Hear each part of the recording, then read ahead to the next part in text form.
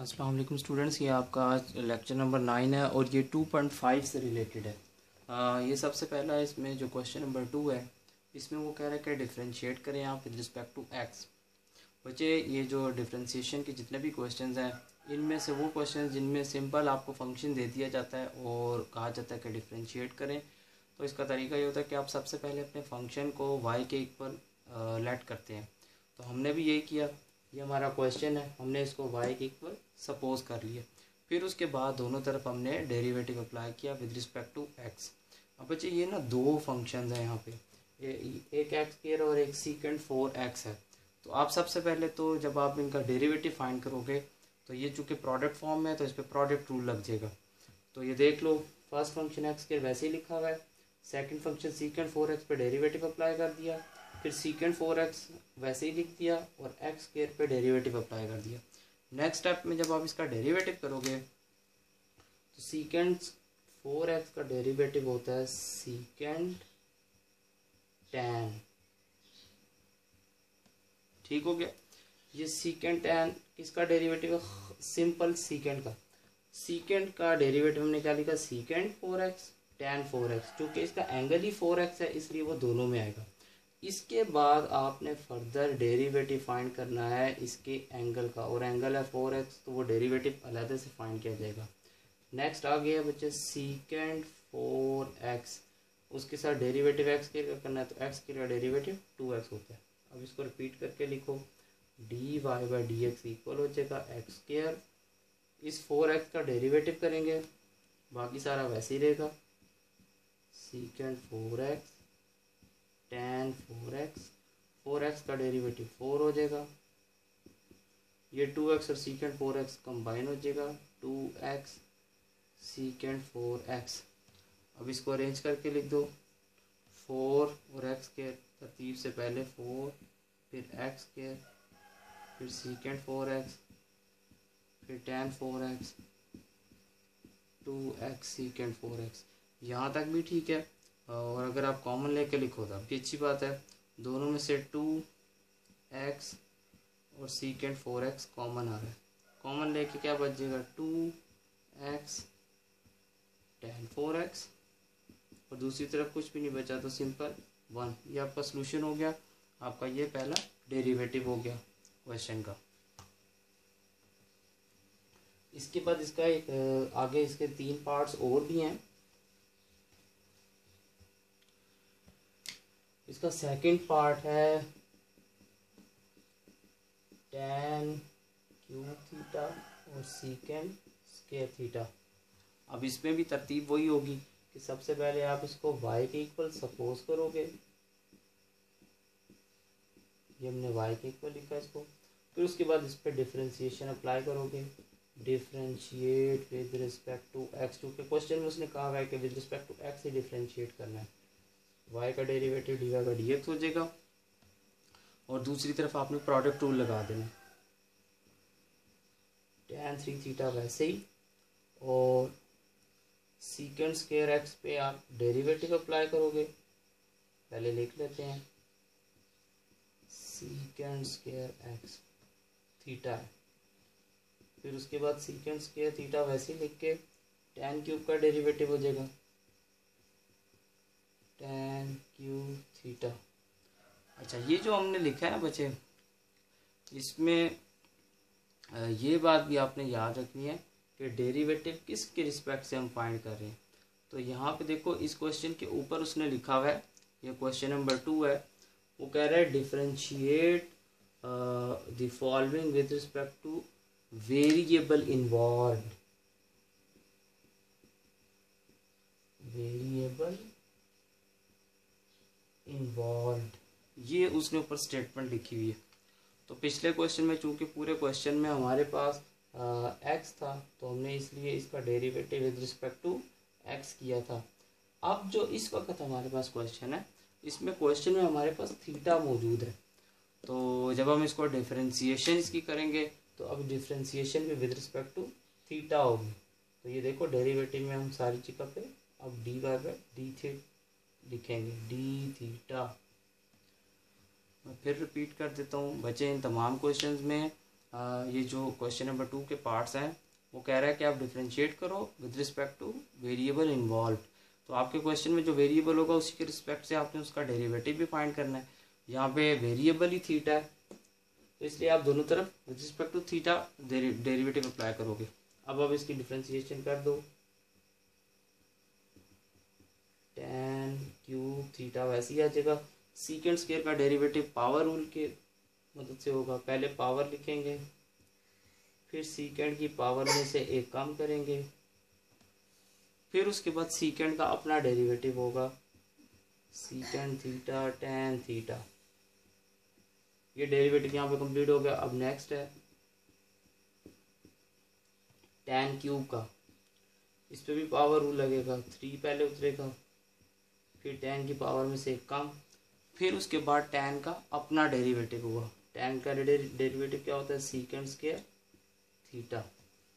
अब इसको बस अब आप अरेंज करके लिखो, ये 2, एक tan ये और एक tan बाहर लिखा हुआ है, tan की पावर 4, सीकेंड एक ये और एक ये है, सीकेंड स्क्वायर, आगे ये लिखा हुआ है 3, पूरे इस टर्म में tan एक ही जगह पे इसका स्क्वायर हो जाएगा, सीकेंड 2 बाहर हैं 2 अंदर हैं, सीकेंड 4 थीटा। फिर इसमें से भी जब आप कॉमन लोगे तो बस ये आपका आंसर होगा। इसी तरह इसके फर्दर बच्चे पार्ट्स भी हैं, वो भी आप लोगों ने ट्राई करने हैं।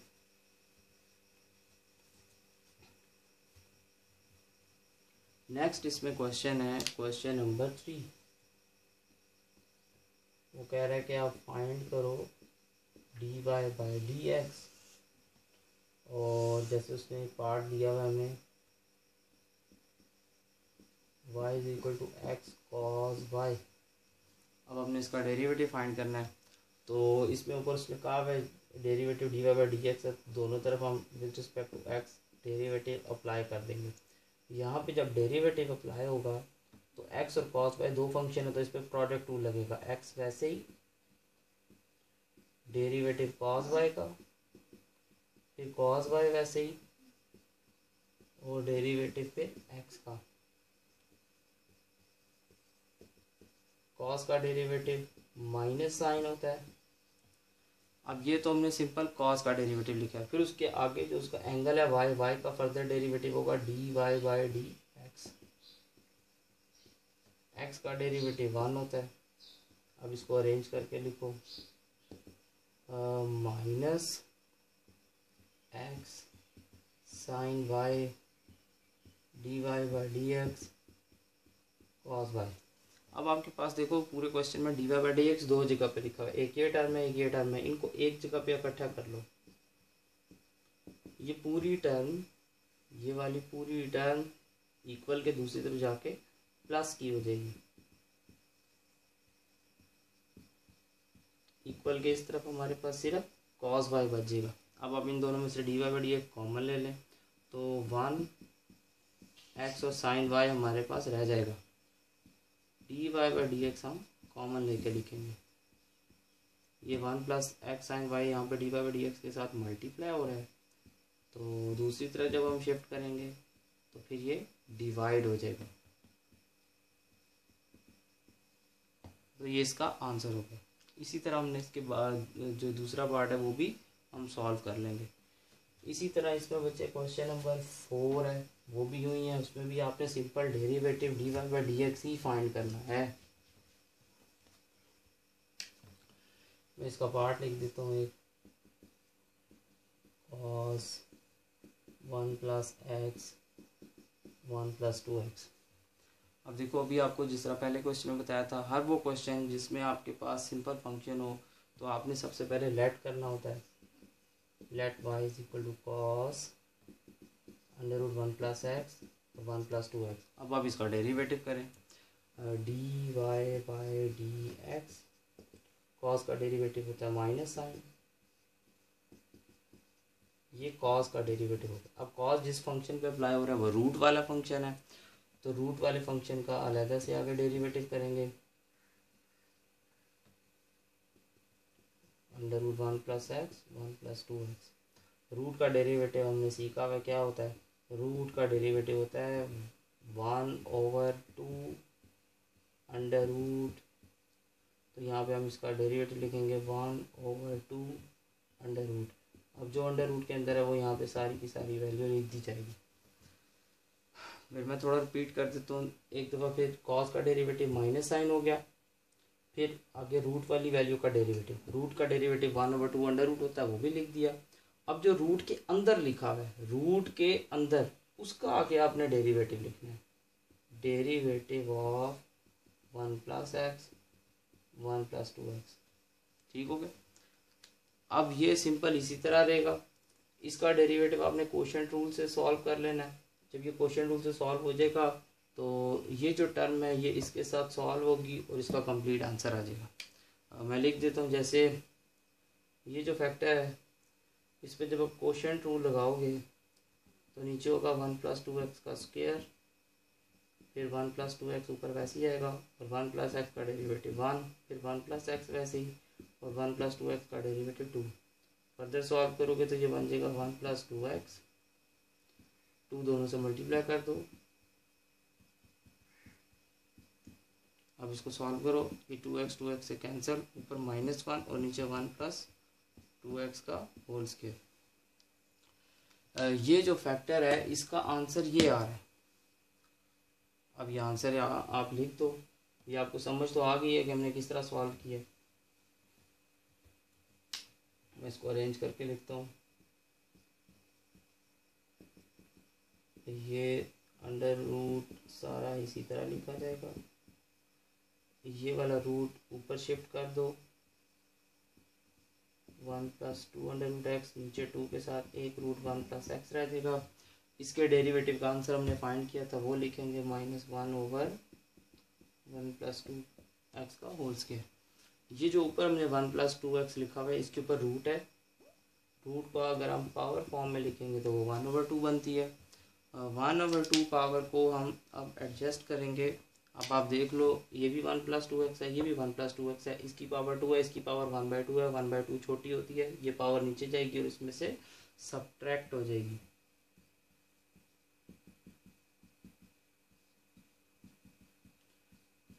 इसको रिपीट करके हम लिखेंगे, बाकी सारा इसी तरह। एक नेगेटिव साइन ये है, एक नेगेटिव साइन ये है, बाहर हो जाएगा पॉजिटिव साइन, और ऊपर यहाँ पे कोई वैल्यू नहीं बचेगी, 1 रह जाएगा। डिनोमिनेटर में 2, 1 + x, फिर 1 + 2x पावर 2। अब ये 1/2 नीचे जाके इस पावर में से माइनस हो जाएगी। जब हम इसको माइनस करेंगे, 2 में से 1/2 सब्ट्रैक्ट करेंगे तो ये 3/2 बन जाएगा, और यही इसका बचे आंसर है। इसी तरह इसमें फर्दर आगे क्वेश्चन नंबर 5 है।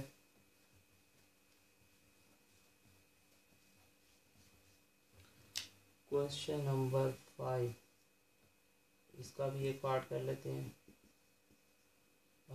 सेकंड पार्ट में यहाँ पे लिख देता हूँ, sin² x का डेरिवेटिव फाइंड करना है with respect to cos 4x के।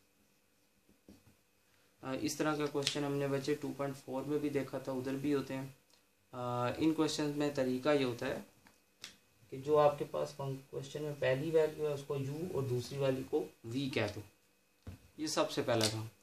तो हम ये खुद से सपोज करेंगे कि u sin² x के इक्वल है और v cos 4x के इक्वल है। तो इसका डेरिवेटिव फाइंड करो, du/, दूसरी तरफ x है तो dx डेरिवेटिव होगा, पावर रूल लगेगा, पहले पावर फिर पावर में से एक काम करेंगे तो sin x की पावर 2 - 1 हो जाएगा, और साइन का अपना डेरिवेटिव cos x अरेंज करके लिखेंगे तो ये बन जाएगा 2 sin x cos x। इसी तरह दूसरा v है, v का डेरिवेटिव dv/dx, पहले पावर फिर cos की पावर में से एक कम, और फिर cos का अपना डेरिवेटिव माइनस साइन x, इसको भी अरेंज करके लिखो dv/dx -/4 sin x cos 3x। ये दोनों डेरिवेटिव्स आ गए। अच्छा, इन क्वेश्चन में ये देखो बुक में जो क्वेश्चन लिखा हुआ है इसमें वो कह रहा है कि सिंपल आपने डिफरेंशिएट करना है फर्स्ट वैल्यू को विद रिस्पेक्ट टू सेकंड। मुझे फर्स्ट वैल्यू को जब आपने डिफरेंशिएट करना है तो फर्स्ट वैल्यू को हमने u कहा है, तो इसका मतलब है डेरिवेटिव ऑफ u यानी du होगा। और with respect to second function, तो सेकंड फंक्शन को v कहा है, तो विद रिस्पेक्ट टू v यानी डेरिवेटिव dv। तो ये वो वैल्यू है जो हमने फाइंड करनी है। अब ये जो du/dv है, ये डेरिवेटिव ना ये वाला है ना ये है, तो ऐसी सिचुएशन में इन तमाम क्वेश्चन में हम चेन रूल यूज़ करते हैं। चेन रूल का क्या वे है, डी यू ऊपर लिखा और नीचे वाली वैल्यू लास्ट में, अब दरमियान में आप इसको फिल करो। कैसे फिल करेंगे, अब आप देखो डी यू ये लिखा हुआ है, डी यू के नीचे डी एक्स है, तो आप यहाँ पे डी एक्स खुद से दोनों जगह लिख दोगे। अब इनकी जो भी वैल्यूज़ हैं वो आप पुट कर दो। डी यू/डी एक्स की वैल्यू है 2 sin x cos x, और डी एक्स/डी की वैल्यू यहाँ से लिखेंगे। ये डी एक्स एक्स ऊपर वी नीचे और यहाँ वी ऊपर एक्स नीचे, इसका मतलब है कि सिंपल हमने रेसिप्रोकल कर देना है। जो भी वैल्यू लिखी हुआ है उसका रेसिप्रोकल। अब इसको एडजस्ट करो, माइनस बाहर आ जाएगा और 2 और 4 की कटिंग हो जाएगी, साइन साइन से कट जाएगा, कॉस और कॉस कट जाएगा, कॉस स्क्वायर एक्स रह गया, ये फॉर्म आपके पास। तो ये बन जाएगा -1/2, कॉस ऊपर ले जाएंगे सीकेंड स्क्वायर एक्स। तो ये बच्चे हमारा क्वेश्चन सॉल्व हो गया।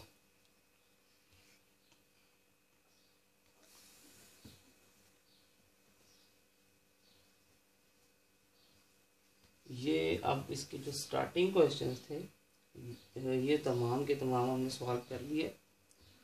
इसके बाद एक इसका क्वेश्चन है क्वेश्चन नंबर 10। मैं बीच में से गैप दे रहा हूँ, बाद में मैं इन क्वेश्चन को डिस्कस करता हूँ। इसमें जैसे सबसे पहला पार्ट है कॉस इनवर्स x/a। अब इसमें भी आप सबसे पहले इसको y सपोज करोगे, फिर इसका डेरिवेटिव होगा। कॉस का डेरिवेटिव क्या होता है जी, कॉस इनवर्स है, तो कॉस इनवर्स का डेरिवेटिव होता है -1/√1 - x का स्क्वायर। ठीक हो गया। अब हमारे पास इस वक्त जो कॉस इनवर्स है वो x/a पे अप्लाई हो रहा है, तो यहाँ पे x/a लिख देंगे। ये सारा कॉस इनवर्स का फॉर्मूला है डेरिवेटिव का। कॉस इनवर्स x/a पे अप्लाई हो रहा है, तो इसलिए हमने x/a ही यहाँ पे लिखना है। फिर उसके बाद x/a का अलग से डेरिवेटिव भी होगा, इसको अरेंज करके लिख दो। रूट के अंदर बन जाएगा x² a², x का डेरिवेटिव 1 और a वैसे ही साथ आ जाएगा। फिर फर्दर इसको सिंप्लीफाई करके लिखो, रूट में ये एलसीएम हो जाएगा a² - x² over a²। Root दोनों पे है, दोनों पे अलग अलग रूट लगेगा, a² - x² और a² पे अलग रूट स्क्वायर से कट जाएगा। और ये जो नीचे फिर एक दफ़ा लिखता हूँ, यहाँ पे a² पे रूट आएगा, ये स्क्वायर रूट से कट जाएगा और a इससे कट जाएगा, तो बाकी जो बच गया वो आपका आंसर होगा। तो ये जितने भी इसके नॉर्मल से क्वेश्चन हैं 2.5 के वो हमने सॉल्व कर लिए। अब इसके बाद क्वेश्चन नंबर है 6।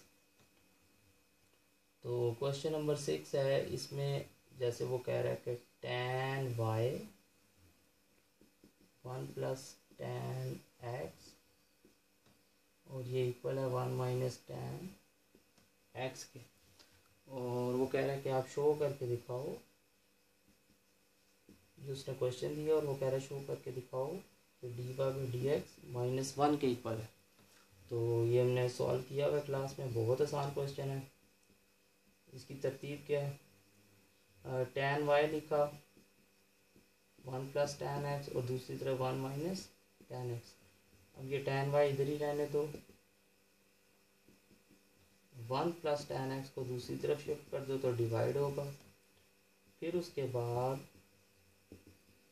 ये फार्मूला बनता है, और फार्मूला बनाने के लिए हमें पता है कि हम यहाँ पे इसको फार्मूले की फॉर्म में जब लिखेंगे तो एक तो ये वाला 1 और दूसरा ये जो tan x लिखा हुआ है इसके साथ कुछ नहीं है, तो यहाँ पे एक 1 हम खुद से कंसीडर कर लेंगे।